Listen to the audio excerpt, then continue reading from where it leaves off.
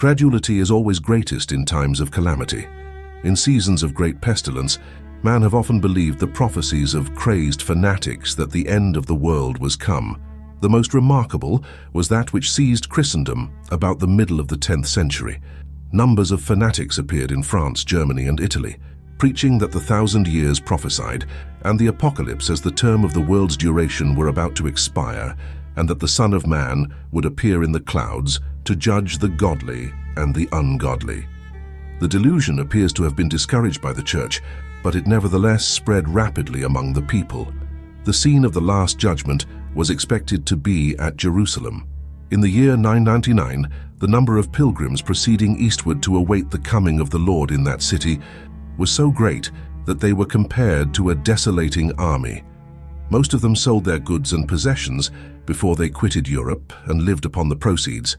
Buildings of every sort were suffered to fall into ruins. It was thought useless to repair them when the end of the world was so near. Many noble edifices were deliberately pulled down. Even churches, usually well maintained, shared the general neglect.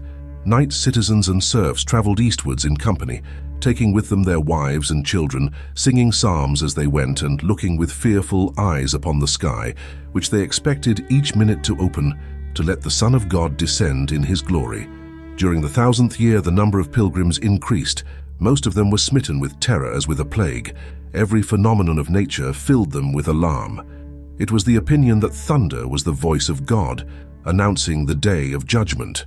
Numbers expected the earth to open and give up its dead at the sound. Fanatic preachers kept up the flame of terror.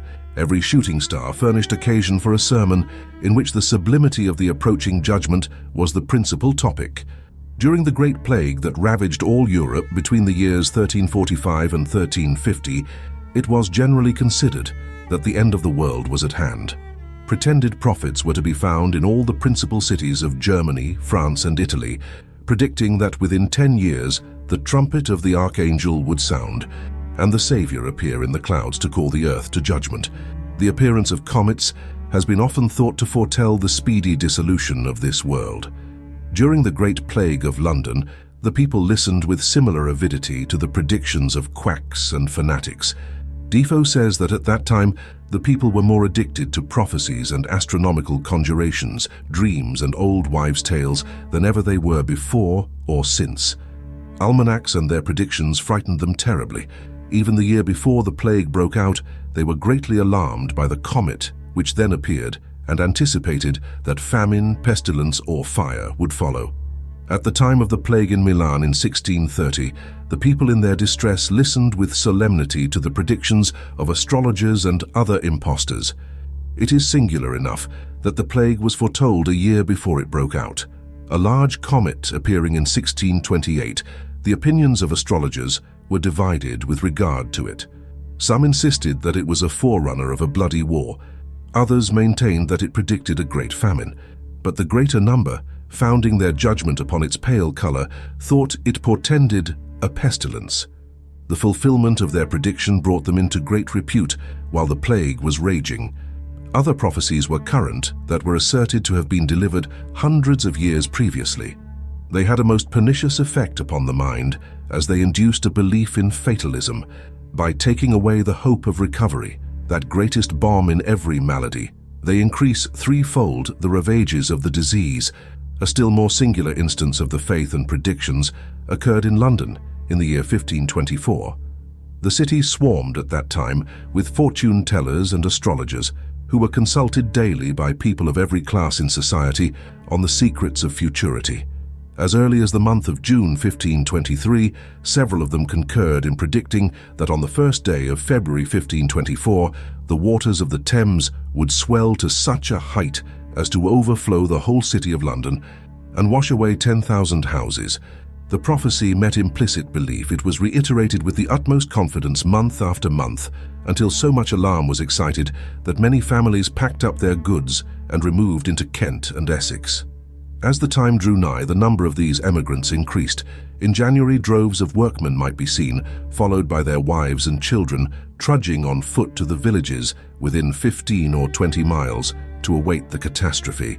People of a higher class were also to be seen in wagons and other vehicles bound on a similar errand. By the middle of January, at least 20,000 persons had quitted the doomed city, leaving nothing but the bare walls of their homes to be swept away by the impending floods. Many of the richer sort took up their abode on the heights of Highgate, Hampstead and Blackheath. A monk named Bolton, the prior of St. Bartholomew's, was so alarmed that he erected at a very great expense a sort of fortress which he stocked with provisions for 2 months. On the 24th of January, a week before the awful day which was to see the destruction of London, he removed there with the brethren and officers of the priory and all his household. A number of boats were conveyed in wagons to his fortress, furnished abundantly with expert rowers in case the flood, reaching so high as Harrow, should force them to go farther for a resting place. Many wealthy citizens prayed to share his retreat, but the prior, with a prudent forethought, admitted only his personal friends and those who brought stores of food. At last the day dawned. The wandering crowd stirred at an early hour to watch the rising of the waters. The inundation would be gradual, not sudden, so that they expected to have plenty of time to escape as soon as they saw the bosom of the Thames heave beyond the usual mark.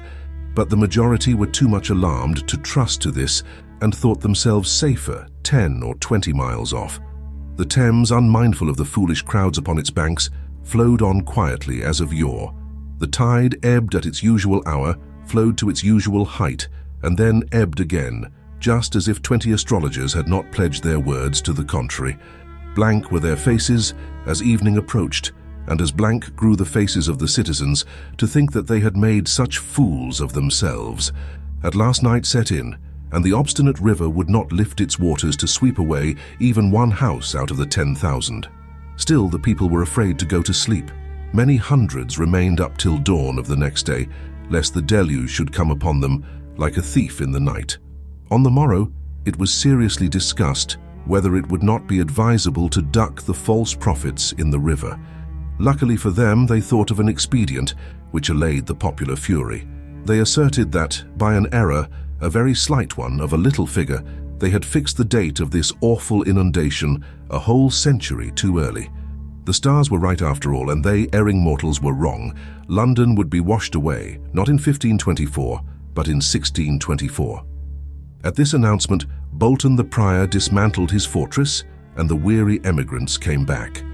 An eyewitness of the great fire of London relates another instance of the credulity of the Londoners. The writer who accompanied the Duke of York day by day through the district, included between the Fleet Bridge and the Thames, states that in their efforts to check the progress of the flames, they were much impeded by the superstition of the people. Mother Shipton, in one of her prophecies, had said that London would be reduced to ashes, and they refused to make any efforts to prevent it.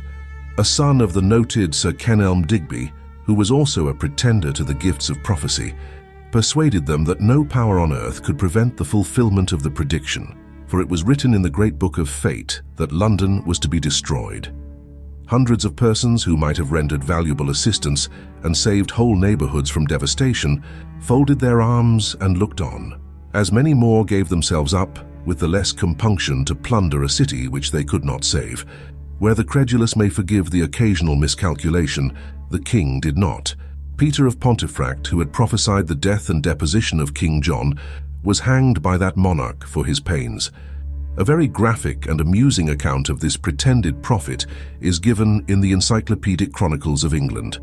In the meanwhile, the priests within England had provided them a false and counterfeited prophet called Peter Wakefield, a Yorkshire man, who was a hermit and an idol gatherer about. Now, to bring this Peter in credit, and the king out of all credit with his people, diverse vain persons spoke daily among the commons of the realm, that Christ had twice appeared unto him in the shape of a child, between the priest's hands, once at York, another time at Bromford, and that he had breathed upon him thrice, saying, Peace, peace, peace, and teaching many things, which he anon declared to the bishops, and bid the people amend their naughty living. For scant were there 3 in the realm, said he, that lived Christianly. Being wrapped also in spirit, they said he beheld the joys of heaven and sorrows of hell. This counterfeited soothsayer prophesied of King John, that he should reign no longer than the Ascension Day next following, which was in the year of our Lord 1211, and was the 13th year from his coronation, and this he said he had by revelation.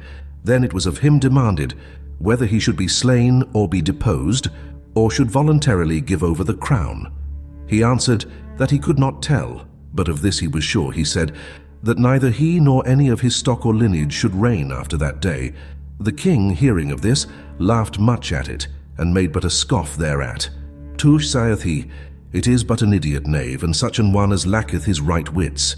But when this foolish prophet had so escaped the danger of the king's displeasure, and that he made no more of it, he gate him abroad and prated thereof at large, as he was a very idle vagabond, and used to tattle and talk more than enough, so that they which loved the king caused him anon after to be apprehended as a malefactor, and to be thrown in prison, the king not yet knowing thereof. Anon after the fame of this fantastical prophet went all the realm over, and his name was known everywhere, as foolishness is much regarded of the people where wisdom is not in place, specially because he was then imprisoned for the matter. The rumour was the larger their wonderings were the wantoner, their practices the foolisher, their busy talks and other idle doings the greater. Continually from thence, as the rude manner of people is, old gossips' tales went abroad, new tales were invented, fables were added to fables, and lies grew upon lies, so that every day new slanders were laid upon the king, and not one of them true. Rumours arose, blasphemies were spread, the enemies rejoiced, and treason by the priests were maintained. And what likewise was surmised or other subtlety practiced, all was then fathered upon this foolish prophet, as thus saith Peter Wakefield. Thus hath he prophesied, and thus it shall come to pass, yea, many times, when he thought nothing less. And when the Ascension Day was come, which was prophesied of before, King John commanded his royal tent to be spread in the open field, passing that day with his noble council and men of honour in the greatest solemnities that ever he did before, solacing himself with music. Most in sight among his trusty friends, when that day was passed in all prosperity and mirth, his enemies being confused, turned all into an allegorical understanding to make the prophecy good, and said, He is no longer king, for the Pope reigneth, and not he. Then was the king by his counsel persuaded that this false prophet had troubled the realm, perverted the hearts of the people, and raised the commons against him. For his words went over the sea by the help of his prelates, and came to the French king's ear, and gave to him a great encouragement to invade the land. The king therefore commended that he should be hanged up, and his son also with him, lest any more false prophets should arise of that race.